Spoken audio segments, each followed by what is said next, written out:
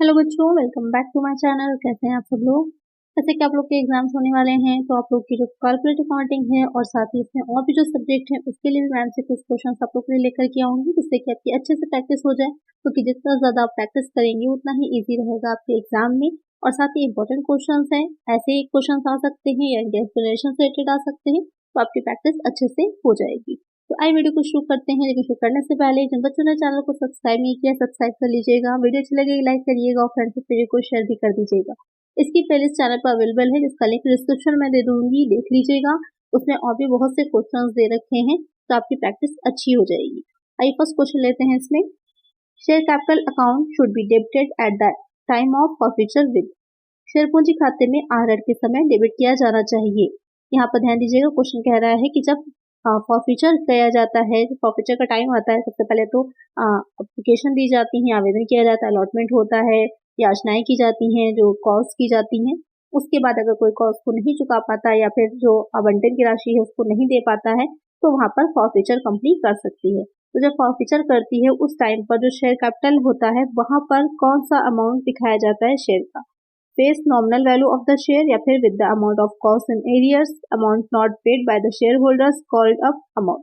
तो वहां पर शेयर कैपिटल अकाउंट जो होता है उसको किससे हम स्टार्टिंग में जो डेबिट करते हैं, जो एंट्री आपकी होती है share capital account debit to जो कॉस्ट होती है उसको दिखाया जाता है, फिर फॉरफीचर अकाउंट हो जाता है। तो वहां पर कौन सा अमाउंट होता है, तो वहां पर जो अमाउंट होगा वो कॉल्ड अप अमाउंट होता है।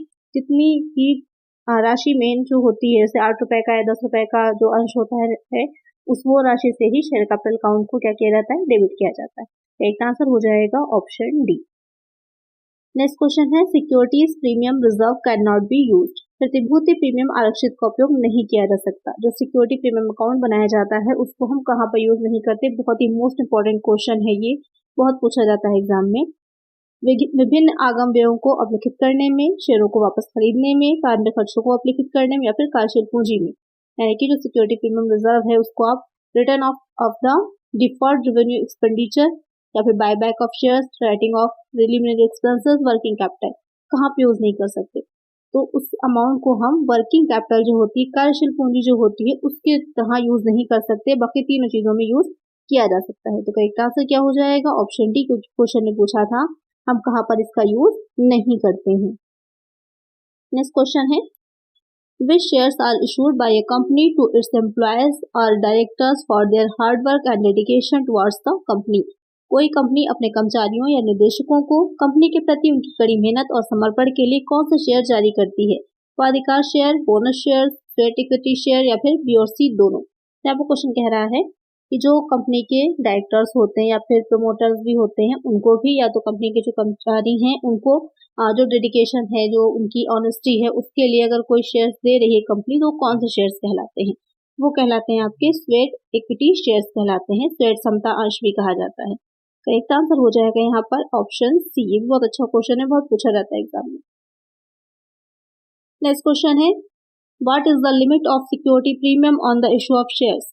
शेयरों के निर्गमन पर प्रतिभूति प्रीमियम की सीमा क्या है। शेयरों के अंकित मूल्य का 90%, शेयर के अंकित मूल्य का 10%, शेयर के अंकित मूल्य का 6% या फिर कोई भी सीमा स्पेसिफाई नहीं की गई है कि कितना सिक्योरिटी प्रीमियम जो इशू किए जाते हैं शेयर उस पर रखा जाएगा। तो यहाँ पर जो सिक्योरिटी प्रीमियम होता है कहीं पर स्पेसिफाइड नहीं है कि कितने परसेंट अमाउंट तक ही आप प्रीमियम ले सकते हैं, वहां पर कितना भी अमाउंट रखा जा सकता है। तो करेक्ट आंसर क्या हो जाएगा आपका, नॉट स्पेसिफाइड। करेक्ट आंसर हो जाएगा ऑप्शन डी। नेक्स्ट क्वेश्चन है, which capital is to be stated in the memorandum of association of a company. किसी कंपनी के पार्षद सीमा नियम में कौन सी पूंजी बतानी होती है या फिर दिखानी होती है।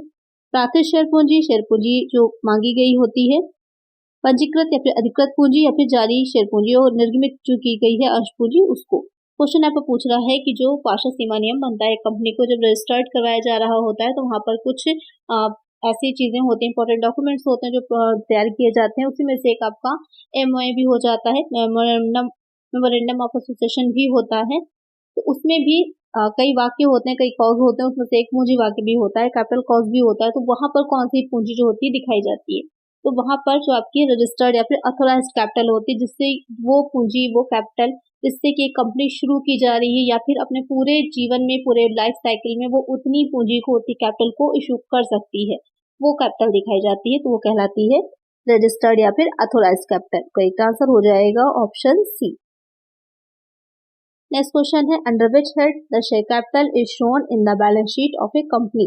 किसी कंपनी के बैलेंस शीट में शेयर पूंजी को किस मद के अंतर्गत दिखाया जाता है। जो शेयर कैपिटल होती है उसको जो आप बैलेंस शीट बना रहे हैं कंपनी की, किसके अंतर्गत दिखाते हैं, कहाँ पर दिखाते हैं। Non current liabilities, non current internal liabilities, current liability या फिर शेयर होल्डर्स फंड।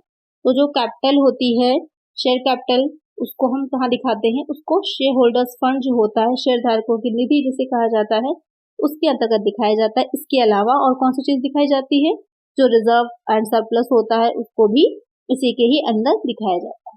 एक आंसर हो जाएगा ऑप्शन डी। नेक्स्ट क्वेश्चन है which one of the following has the voting rights in all circumstances.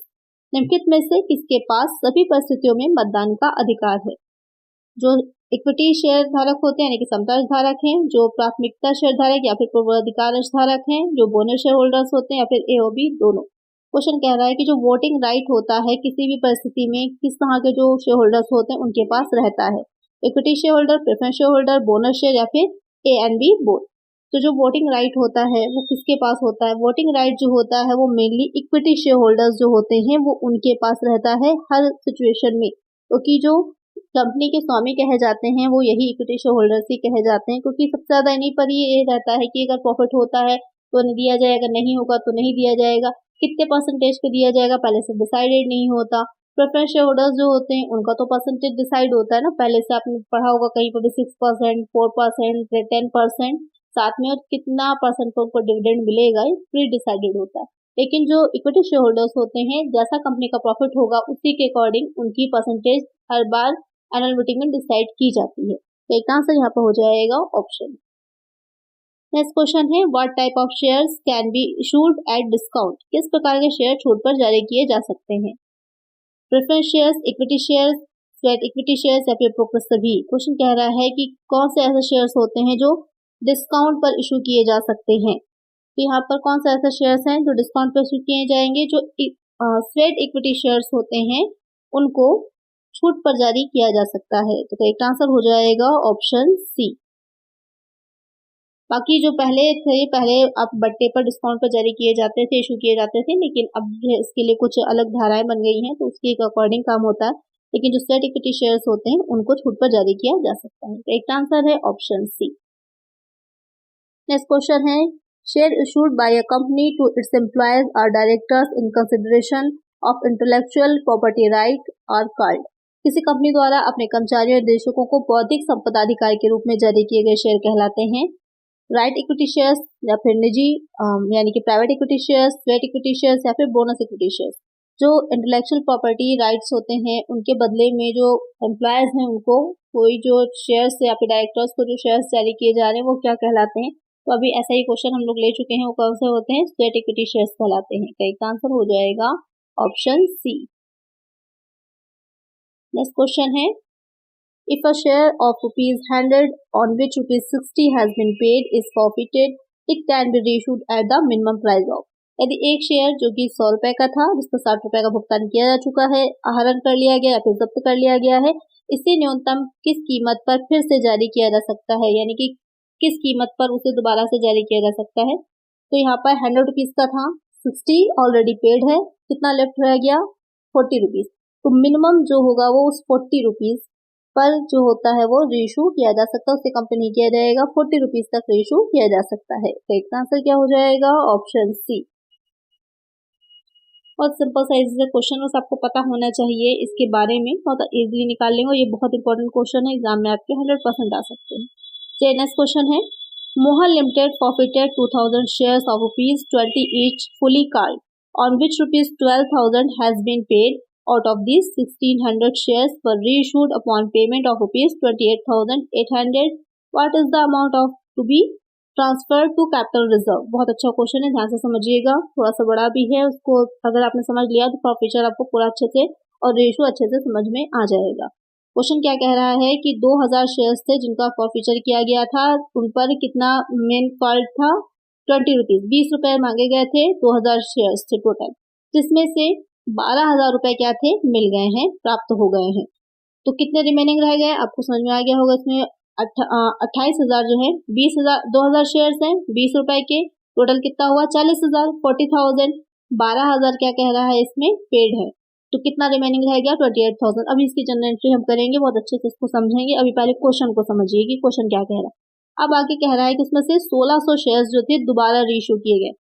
कितना हाईलाइट किया गया था, फॉरफीचर हुआ था 2000 शेयर्स का, रीइश्यू किए गए हैं 1600 शेयर्स। 400 शेयर्स ऐसे हैं जिनको रीइश्यू नहीं किया गया है। उसके बाद अब जो 1600 रीइश्यू किए गए थे उसमें से यहाँ पर आपको अमाउंट नहीं बताया कि कितने पर दोबारा से किए गए हैं, ये बता दिया है। यहाँ पर आपको ये नहीं बताया कि पर कितने पर किए गए, यानी कि एक शेयर कितने रुपीस का किया गया रीइश्यू। यहाँ पर टोटल अमाउंट आपको बता दिया है कि 28,800 रुपए मिले हैं रीइश्यू करने पर। तो अब जब आप एंट्री करेंगे तो वहां से निकल के आएगा कि कितने जो बीच में फॉरफीचर अकाउंट में कितना अमाउंट हमारा जाना है।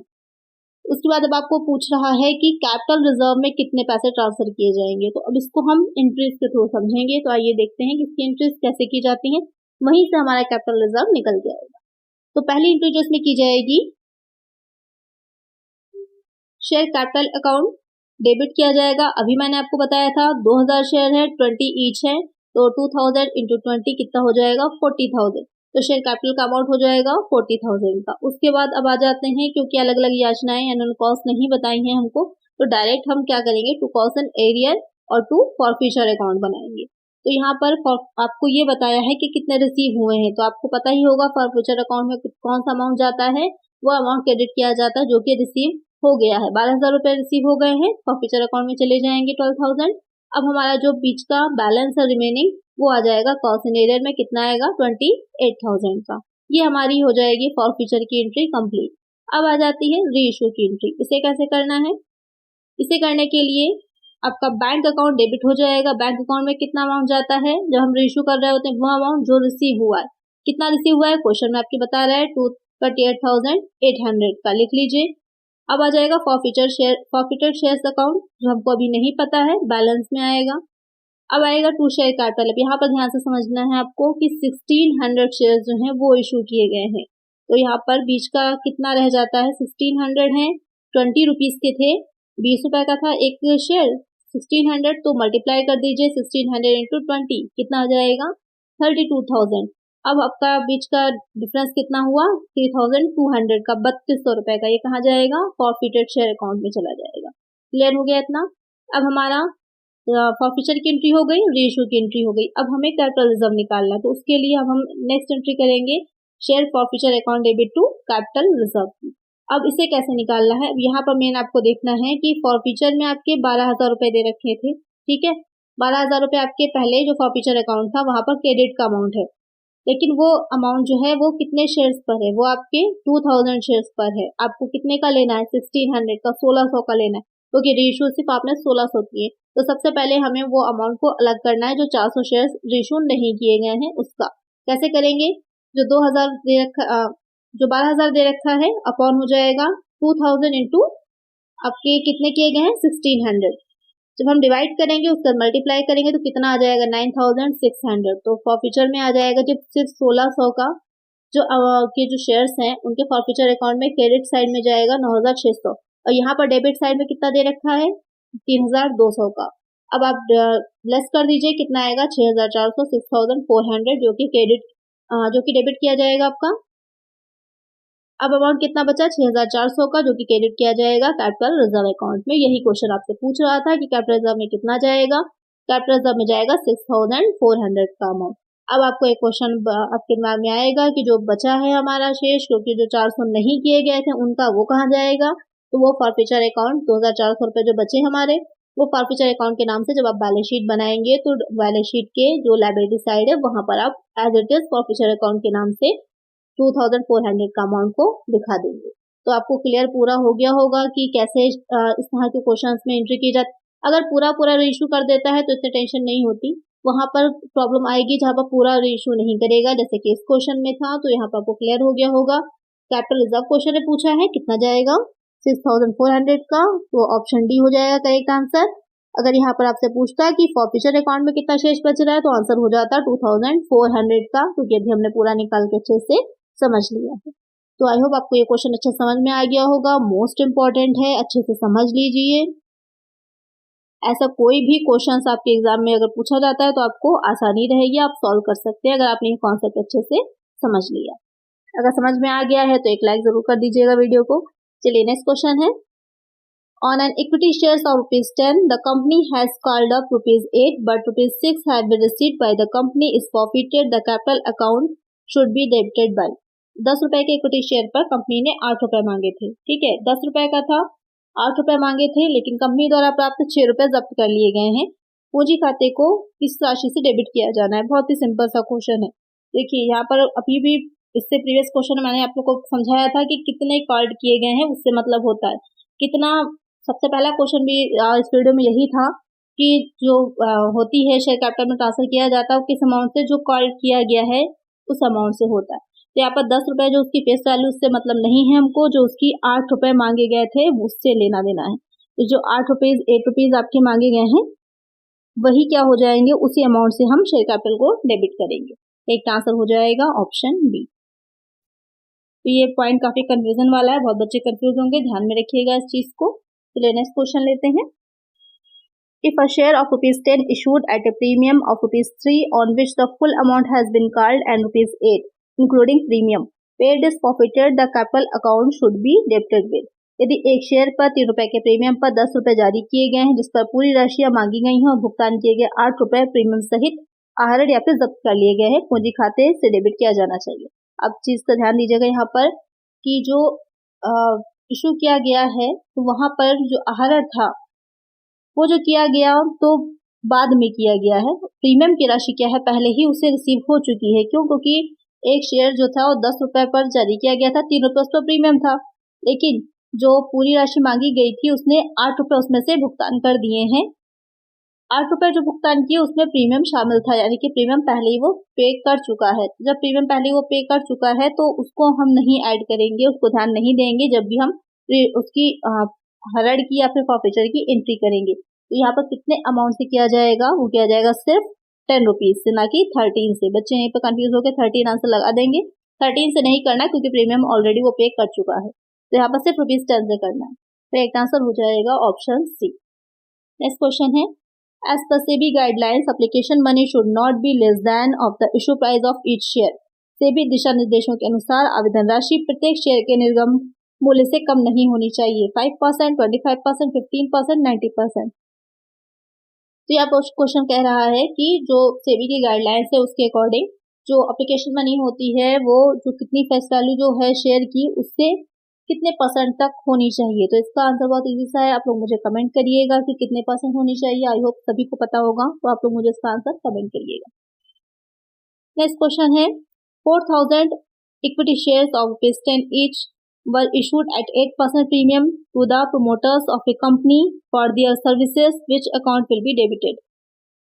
रुपए के 4000 इक्विटी शेयर्स हैं, एक कंपनी के प्रोमोटर्स को उनकी सेवाओं के लिए 8% प्रीमियम पर 10 रुपए जारी किए गए हैं, किस खाते में डेबिट किया जाएगा। तो यहाँ पर क्वेश्चन क्या है, सिंपल सा समझ लीजिए, जो आपके इक्विटी शेयर्स होते हैं प्रोमोटर्स को जारी किए जा रहे हैं, तो वहां पर डेबिट किस अकाउंट में किया जाएगा, उनको या किसके नाम से डेबिट किया जाएगा, क्वेश्चन ये पूछ रहा है। उसे आप गुडविल अकाउंट या फिर इनकॉर्पोरेशन कॉस्ट अकाउंट के नाम से डेबिट किया जाता है। तो एक आंसर हो जाएगा ऑप्शन बी। मेनली आपको गुडविल अकाउंट ही लिखा होगा, ख्याति खाता या फिर भावना खाता, इसलिए ही लिखा रहेगा। तो एक आंसर हो जाएगा ऑप्शन बी।